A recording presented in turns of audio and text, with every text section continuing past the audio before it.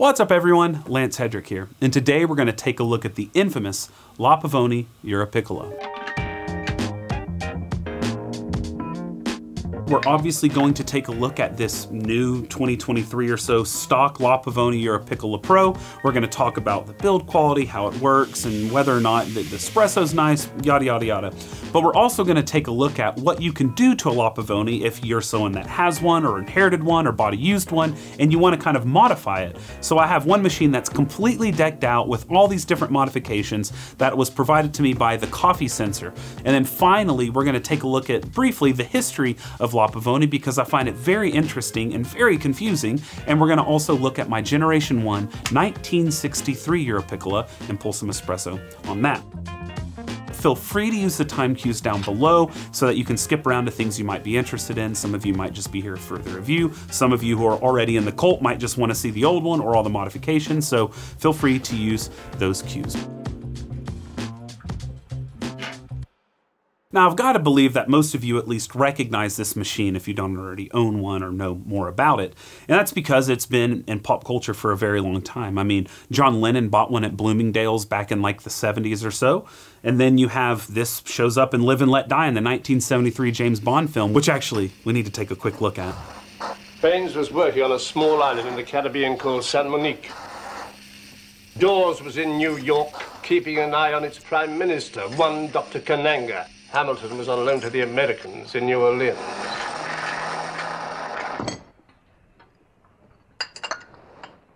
Is that all it does? I don't know what he was doing there, but it's not making espresso. But anyway, I know that some people get a little confused on this terminology, but essentially what you have in levers are two major groups. You have closed boilers and open boilers. Now you could argue for a third group, but we'll just kind of focus on these right now.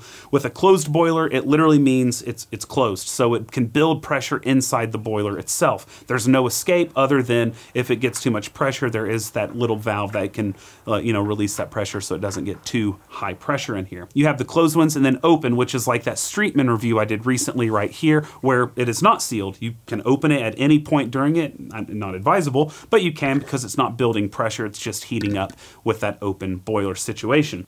But with this, closed boiler, so what that means is we get that really nice steam pre-infusion. Now, what I mean by that is when we lift up this lever and it opens up the pathway from the boiler to the group head, it goes through a tube and it can come out with the pressure being catapulted by steam. Comes out super quickly. There was that 25-year period where it had this kind of steam transportation going on, whereas now it is water, which gives it a bit more of that thermal stability and what was in the Generation 1 machines, like the one I have back here. So they made a switch after about 25 years to get it back to what it was at the beginning, which is a better way of doing it for thermal stability and for just the ease of pulling shots. Because there's no sophisticated PID controller or thermostat or anything like that on these machines, the thermal surfing or temperature surfing becomes an absolute requisite in order to make good espresso, especially if you're making multiple in a row. You need to kind of follow along how hot it's getting in here. You can easily get over 100 degrees in the group head if you're not careful.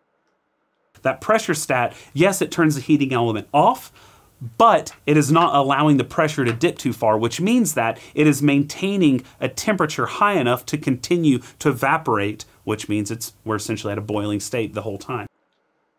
There's a big market for people buying things like those Breville's and DeLonghi's that have a lot of automation in them. And it's because coffee in and of itself, especially espresso, is pretty difficult. That's why I make a ton of content on it. But this makes it even more difficult. Not only are you requiring manual power and an understanding of espresso dynamics to make your espresso taste good, but you also need to understand how the water is heating up and understanding temperature surfing or kind of understanding the thermal capabilities of this machine.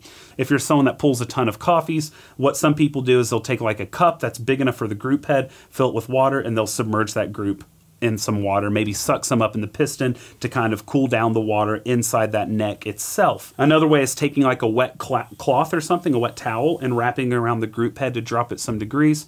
But there are other more creative ways of getting rid of that heat that people have done, which we'll talk about later in the video. Now, it's also important to kind of understand the temperature of that water coming through because it will change with each successive shot. And you might want to make sure that your first shot is at an adequate temperature because it will start much lower if you're not heating up already. You don't want to waste a lot of water purging water in order to get the group head hot. So there are ways that you can do what's called dry pumps, which is just lifting the lever and going down before water escapes. So you can do these dry pumps to heat the group head up. But how do you know when it's enough? Well, thankfully, because of the material the group head is made out of, what the temperature is on the outside essentially reflects that of the water temperature inside. Now, I know that sounds crazy, but I've taken thermoprobes and done testing on this and on creminas and everything else, and that tends to be quite accurate. So you can take like a thermal strip, which gives you a rough idea of what the temperature is, but you can also take like a probe, put some aluminum tape on it, hide it behind the back, and have a little thermometer telling you what exactly that temperature is. Don't do it while it's hot, that's pretty stupid, but anyway, it's reading about 84 degrees at the group head. And then as I do what's called dry pumping, I can lift that temperature. So you can't see it, but it's up to 86. As I keep going, it's up to 87. Now we're up to 89. And as I keep dry pumping, what's doing is it's filling the chamber with water, pushing it back into the boiler. I'm not actually opening the aperture to fill the group all the way for it to release. So we're at 92, and it's just going up. In the original Generation 1, they had what was a brass sleeve inside of the group head. In about 1975, they decided they didn't even need a liner, so they took it out completely, and it made that chamber a bit bigger. And then they came back in about 2000, 2001, when they redid the group head completely, and they added a plastic liner into it. So it's no longer brass, you have this light plastic inside of it, which supposedly helps with some of that those thermal properties, but a lot of people now will replace them with stainless steel or with brass ones. This is my basket I use on my cremina, which I got from Gabor out in Hungary from Naked or Smart Espresso Profiler. This also fits in my old La Pavoni. So I can put it right in here because it's 49 millimeters like the cremina is. But on this new La Pavoni, these are 51 or 51 and a half, some say 52 millimeters. So different size completely. They got a little bit bigger, which means there's a little less puck depth, a little bit wider, a little closer to those bigger sizes that people tend to use nowadays anyway. Still does a great job, still has really thick puck, especially compared to 54 and above millimeter portafilters, but it's not the little cute tiny boy that we used to have. They had a polysulfide piston inside from sometime in the 90s to around 05, 06, 07, something like that. And they changed it back. Now it's back to that brass, which is a great thing. But there are units out there that have this really cheap kind of polysulfide piston inside. And so there have been changes throughout the years from the different heating elements being screwed directly in or having a separate entry to different types where they used to be an unobtainium material, whereas they've changed over the years to different kinds. There's some that are screwed in directly to the machine, whereas others have nuts and bolts that are, threaded in a different way. Some of these parts are really difficult to work on certain year models, others not so difficult. Also, there are some models where it has these brass forks up here and others that have a lower quality one, some that have the cast aluminum base like on the old ones, and some that are like chrome plated brass, some that are chrome, some that are all these different materials. But just know that if you're into the used market, you should definitely do your homework, because you may get something you weren't expecting, or you may get something that you weren't expecting, and it's a good thing, because there are some incredible models out there that are floating around. I just bought a Euro Lucas for the people that know what that is, and it's coming in soon. I'm excited about it. All right, so here we go. Now, something about this machine is it will tilt, so I like holding both this and that. We're gonna start our timer. We're gonna go up. Let that steam pre-infusion come through, saturate that puck really well. Maybe let a drop or two come out with just that. And then I'm gonna start with some pre-infusion. So I'm going to stop about right there. There we go. So we have some coffee coming out. We're at about 5 grams, so I'm going to ramp it up to about 9 bar and slow it down.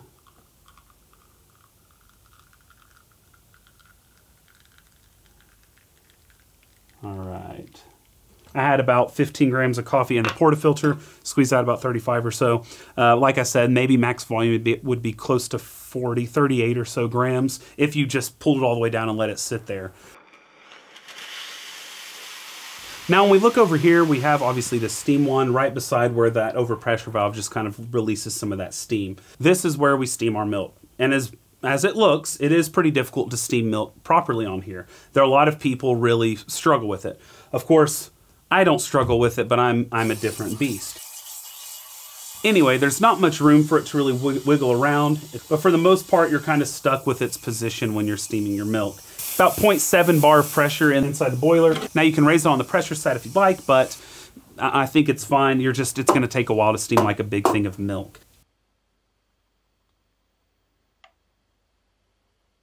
Steam One does the job. Is it great? No. I wish it was on a ball joint. I wish it could move around. I wish I could get a much better angle to get even silkier, milky, but it does the job. I think that with their legacy and with how highly regarded their machines are, there are some things over the years I think just were not necessarily the best decision that could have been made differently, that could have made a better situation, a better product for people, maybe expanding on the horizon of this blow up with lever machines that Flair has been capitalizing on in the past few years. But that's just me.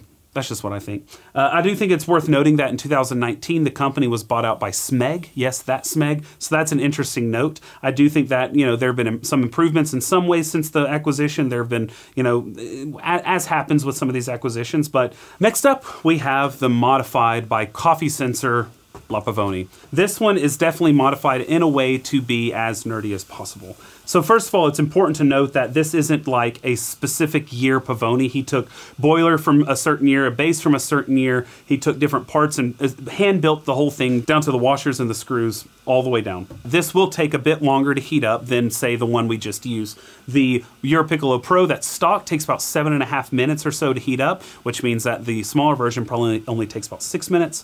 This one takes closer to 10 or 11 minutes, and that's actually because there are some things on here that prevent it from heating up too super quickly. The Bong isolator, named after the inventor whose name is Bong.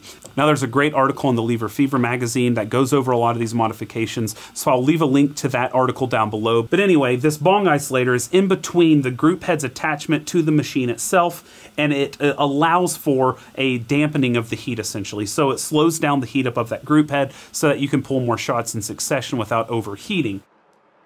This is also a Pro boiler version, so it has the bigger 1.6 liter boiler. It has a similar gauge on it, though this one is a custom gauge by the Coffee Sensor. It has the custom pressure profiler kit, which means that it has a pressure profiler or a pressure gauge on the group head itself, which will allow me to follow what the pressure is in real time, the back pressure, which means they have a custom piston inside, which has a hole in the bottom, which allows you to read that pressure itself. Now, they're not the only company making this. I know that, again, Gabor makes these kits as well. I have one for my cremina where I can read the pressure, but I could take off this gauge and replace it with a Bluetooth pill, which will allow me to track it on my phone, or I could put a Y splitter on here, have both the pressure gauge and the Bluetooth pill if I want to get really nerdy with it. But in addition to that pressure profiler kit, you can also get what they have called the Air Buster. So the Air Buster is essentially similar to that valve I discuss on the Argos, which I review right here. That sits at about $1,100. This, with all the mods and everything, is probably closer to that same price point. But in it, it has a valve in the piston so that you can relieve the air that builds up in the group head. So on a stock one, there is no hole, there is no valve for the air to release. So you have kind of a spongy feel when you pull down, and at the end there's that air that kind of bounces in there. When you lift it up, before you have the water coming in, there's air that goes through the puck into the chamber, and then water comes in, and it doesn't displace the air, it doesn't push it out, it just, you kind of live with it. So like on the Argos, where they have the valve inside the piston itself that relieves the air, this Air Buster does a similar thing. Whenever you lift up the piston, when you pull it up and water is introduced, before that, it sucks air through the puck into the chamber itself. When the water fills, it doesn't actually displace the air back out. You would think it does, but air takes up some of that space. And so with this Air Buster, when you lift it, it gets rid of that air as the water's coming in, and it allows you to have more water in the chamber, which gives you a bigger yield potential. So if you want to pull out 46 grams of coffee as opposed to 38 to 40, it does that. Now, one of the calculations I saw them do is it offers on average 44% more than you get on an average pull without it. I'm not sure if it's that big of a difference, but it definitely lets me get noticeably larger yields, which is great. And I 100% I enjoy the Air Buster mod. I think it's a very good one. And then you have a little vent system from the Air Buster, because when you lift it, a little bit of steam can kind of come out with it, and it goes straight down to the drip tray,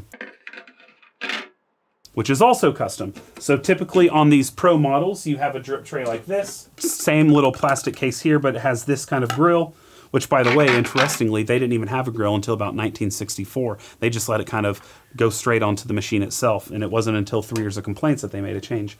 This one has a custom kind of brass gold grill, which I think is really nice. So anyway, that's a fun little update.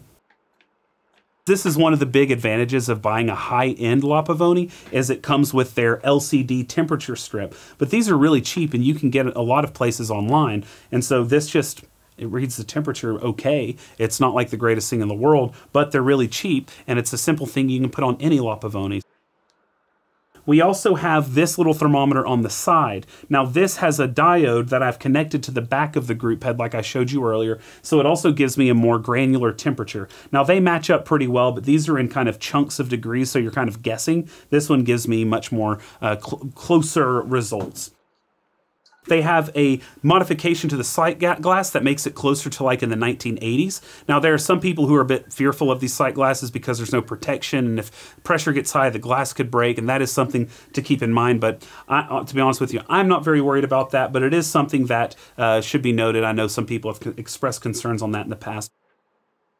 We come over here to the Steam one, and as you can notice, it's a much different Steam one tip. Now this Steam one tip, there's precursors of things like this, I believe out in Japan from a long time ago, but it's a single hole tip that has a big space between where it actually ejects the steam and where it comes out, and it disallows that milk kind of getting up into here, but it also supposedly helps you with your milk steaming capabilities.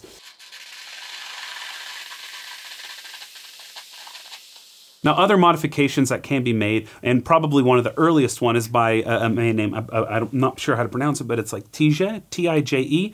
He took a heat sink in his shop, and he curved it in order to fit it onto the group head itself. And so it just has like this kind of stick out little piece of metal that's sitting on the group head. And he found that it worked pretty well for him, and he was doing it. And one day he posted it on a home barista thread, and someone else named Franz asked if he could have one made for him. Sent it out. He actually did temperature testing and found it out to be very accurate, very helpful. So then, since then, this man's been making these and selling them to people all over the world, and it's been a very helpful addition to the machine in order to help with that thermal stability so you're not overheating. Then, of course, like I said, the bong isolator has been a very helpful addition as well. I think that big heat sink on the group head, though it's ugly, would even be further help, because this still will overheat with loads of successive shots unless you want to do the kind of home remedies of a cup of water or a wet rag or something like that.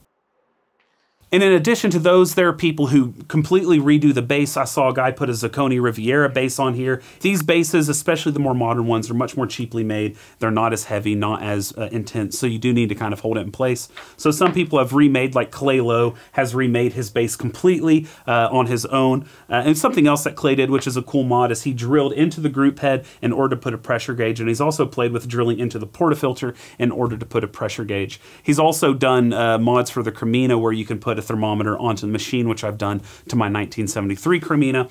Lots of cool contributors in the community who have created all of these different modifications for the Pavoni. It has probably the biggest cult following of any machine online, which is really cool to see, especially because it spans back so long.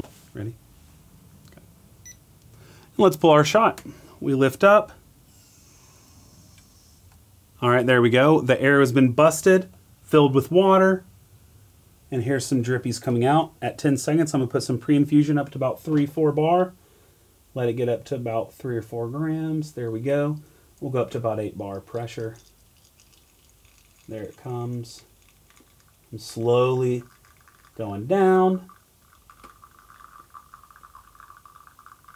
About 5 bar now and about 20 grams of output. I had a 15 gram dose in there. We're going to sit at about 3 bar as we finish this shot. I'm going to let it get to about 40-ish before we stop. All right, there we go. Well, we'll let it keep going to 42, actually. There we go, 42. All right. So, of course, I could have gotten more out if I would have let the initial steam pre-infusion continue for a bit. But also it depends on your coffee, how much the coffee is absorbing, what your dose is, things like that. But anyway, here we have a nice shot, almost a 1-to-3. This is a lightly roasted coffee, so it didn't look as viscous and bulbous as you might have wanted, but it's all good.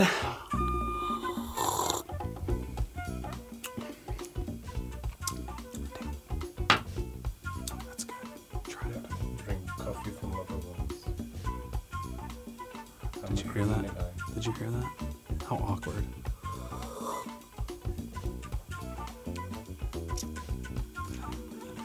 It's good, isn't it? That's a very good shot of espresso. I think that's enough of this machine. Let's move on to the old boy. So here we have the 1963 La Pavoni. It's one of my prides and joys. I love my old vintage levers, and this one is no exception. It's not been restored to like its former glory, but it's in working condition, which actually I might appreciate a little bit more because it shows that it's been aged. It is super high quality materials. I mean, it is heavy as lead. That base is that cast aluminum, and all over it is just brass and steel. And yeah, I'm such a big fan of it. So one of the big things you have to be sure of if you're looking to buy vintage Pavonis or things of the like is you are screwed if the heating element goes out. Like, that's just the long and short of it. There's not really anyone selling anything to replace that. You'd have to have the perfect fitting heating element to screw into this base. So it's really important that you're watching to make sure that you're always filled with water. If you have a dry system and you hit that heating element on, you're a few seconds away from disaster. And that goes with like most all these La Pavonis anyway. The first year they were making these in '61, they did not have a sight glass on the side. So instead, people would have to check all the time, and they're burning out heating elements left and right. So they added this sight glass in, I believe, 1962 or so in order to help with that. And of course, it's taken different appearances over the years, but it has been a mainstay since then. They didn't actually have a drip tray when they first created it, so this is one of the first years that they actually had a drip tray for this. I believe they changed that as well, and I think this was the first year they implemented the drip trays, was in '63. I could be a little off on that time, but somewhere around there. They have on the side a switch that says minimo and massimo. That's minimal heat, so that around 200 watt, and then up to that around 800 or 900 watt element. Now, right when you plug it in, it starts heating up immediately. So I've plugged mine in. I'm gonna turn it to maximum because it starts heating immediately. Now, the way I'm going to know to turn off the heating element or to turn it down to the minimum is steam is going to start ejecting from this overpressure valve right here. It's ready. I have to manually turn it down or I'm gonna ruin the machine. So there's no pressure sat in this. As I said, they didn't begin to put P-stats in machines till about '74 on the Pro, and then later they started to add it to just all the La Pavonis regardless. You kind of find something early on that works, and there aren't that many changes that need to be made. That being said, you should continually to push the envelope and making sure you're keeping up with the times and keeping up with quality expectations as the years go on. Sort of like what Cremina have done with the original Cremina. I mean, I have my 1973 Cremina. I absolutely love. It's one of my favorite machines ever.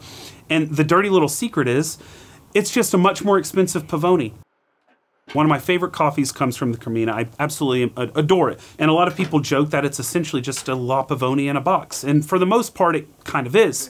Now, it is built with a little bit higher quality overall, but if you are good at your La Pavoni, you can rival the quality of the coffee coming out of Cremina because they're using the same portafilter. They have similar water debits as you lift up with that steam pre-infusion. You have similar situations if you have the heat is matched. My whole point with this is, even as time has gone on, Cremina has tried to maintain and improve their quality. So their welding has gotten even better. Some of the parts have improved, and they're adding some things in order to help it. Now, Pavoni was doing that by adding the pressure gauge onto the Pro version, but I think it's very simple to, add a gauge on the base version. I think that is such a necessary thing. I am glad they put P-stats and everything, but going back to that plastic sleeve inside of the group head or going to that polysulfide piston was a bad move. Thankfully, they reverted back to brass. But there's a lot of things like that. In the 90s, they had full brass bases, but then they go to like stainless steel with chrome plating. But the thing with the chrome plating is the stainless steel below it can already begin to pit.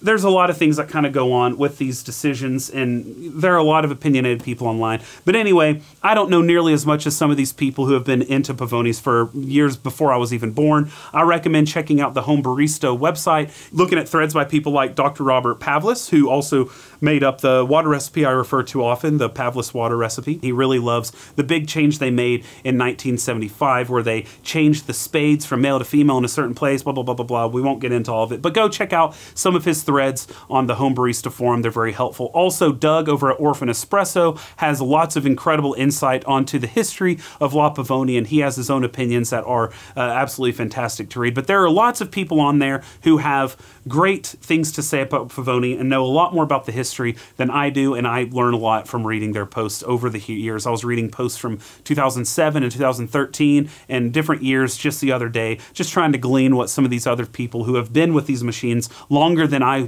even before I was in high school.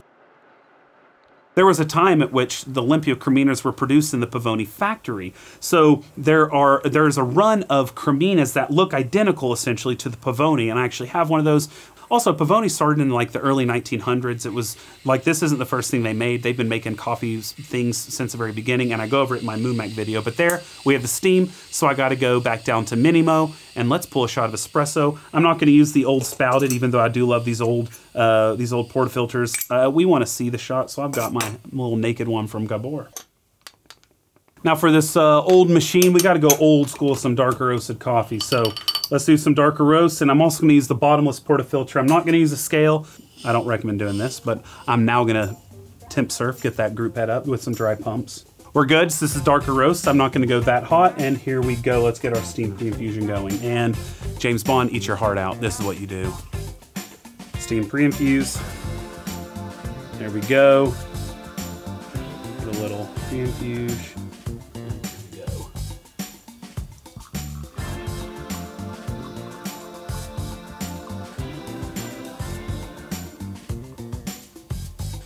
All right, so that's what that looks like. So we got a nice darker coffee, but I want to show you an issue that there is inherent in a lot of these machines is what's called the sneeze. There is still pressure built up in that group head, and so when you remove this, it kind of sneezes. You see all that come out? Now I went out slowly to let some of the pressure come out, kind of like a carbonated drink where you kind of barely open it.